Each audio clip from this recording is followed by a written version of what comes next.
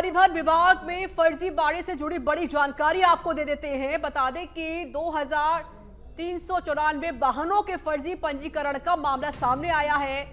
ATS जांच में एक बड़ा खुलासा हुआ है। एटीएस के खुलासे के बाद परिवहन विभाग में हड़कंप मच गया है। दरअसल नॉर्थ ईस्ट के परिवहन कार्यालयों से आई फर्जी एनओसी के आधार पर फर्जी रजिस्ट्रेशन हुआ। इस फर्जीवाड़े में कई आरटीओ और डीटीओ ने मिलीभगत करके कमाई की है।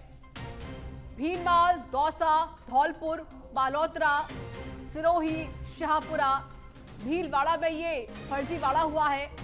इसके अलावा सीकर, जोधपुर, चित्तौड़गढ़, करौली, उदयपुर, सुजानगढ़, डूंगरपुर में भी फर्जीवाड़ा हुआ है। तो एटीएस की चिट्ठी के बाद परिवहन आयुक्त मनीषा अरोड़ा ने जांच कमेटी बनाई है। मुख्यालय के अधिकारियों की 6 सदस्यीय जांच कमेटी बनाई गई है।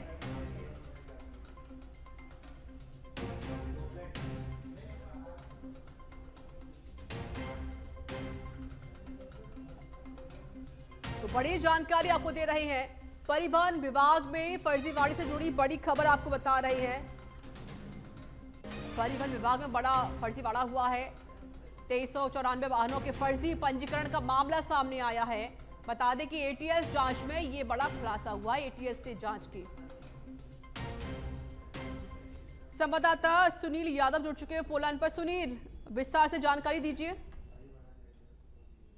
हाँ बिल्कुल रीता, देखिए कि राजस्थान परिवहन विभाग में ये अब तक का सबसे बड़ा जो फर्जीवाड़ा है वो है बड़ा घोटाला जो वो सामने आया है, क्योंकि एटीएस की जांच है उसमें ये खुलासा हुआ है। तो अपने आप में कई सवाल खड़े करता है परिवहन विभाग पर, क्योंकि परिवहन विभाग को प्रदेश की जो राजस्व समेत तमाम तरह की जो सुख सुविधाओं के हिसाब से सबसे महत्वपूर्ण विभाग वो माना जाता है। उस विभाग में इस तरह की लापरवाही, इस तरह का फर्जीवाड़ा और घोटाला ये अपने आप में जांच का विषय है, क्योंकि एटीएस ने जांच की है। और एटीएस की जांच इसलिए शुरू हुई थी, अभी पिछले दिनों से रीता आपने देखा होगा कि एक माहौल बना हुआ है कि बाहर के राज्यों से, खासकर जो नॉर्थ ईस्ट पूर्वोत्तर के राज्य हैं वहां से बस हैं और बाकी जो व्हीकल्स हैं उनके वहां का फर्जी जो रजिस्ट्रेशन करवाया जाता है, यानी उनकी जो ओरिजिनल चेसिस नंबर या फिर वाहन निर्माता कंपनी है उससे कोई लेना देना नहीं रहता है। और अगर रजिस्ट्रेशन होता है, कोई भी रजिस्ट्रेशन होता है किसी भी जो वाहन का, तो सबसे मुख्य जो काम है वो परिवहन विभाग का होता है, ट्रांसपोर्ट डिपार्टमेंट का होता है,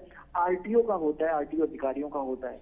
अगर कोई फर्जी रजिस्ट्रेशन हुआ है, कोई भी साधन हुआ है, इन सब में क्योंकि 2300 से ज्यादा वाहनों का फर्जी रजिस्ट्रेशन हुआ है, जिनमें सबसे ज्यादा जो बस है, बसों का रजिस्ट्रेशन हुआ है, तो कहा जा सकता है कि ये पूरा खेल है, ये परिवहन विभाग के अधिकारी हैं उनकी मिलीभगत से ये खेल हुआ है। इसमें बड़ी संख्या में जो आरटीओ अधिकारी हैं वो इन्वॉल्व हैं। जांच होगी, उसके बाद पता चलेगा कि कितने अधिकारी इसमें शामिल थे और कितनी कमाई के लिए किस तरह से जो काली कमाई और भ्रष्टाचार करते हुए देश की सुरक्षा से खिलवाड़ किया है।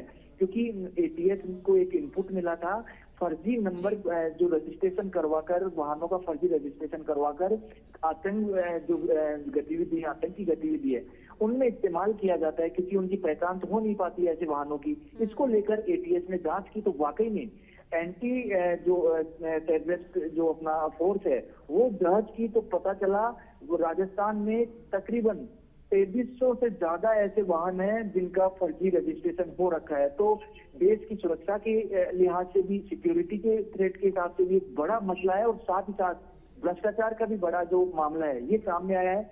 जांच कमेटी इस पूरे मामले, जब जैसे चिट्ठी सामने आई, एटीएस का पत्र सामने आया, परिवहन विभाग में हड़कंप मच गया। उसके बाद परिवहन कमिश्नर है मनीषा अरोड़ा, उसने जांच कमेटी बिठाई है।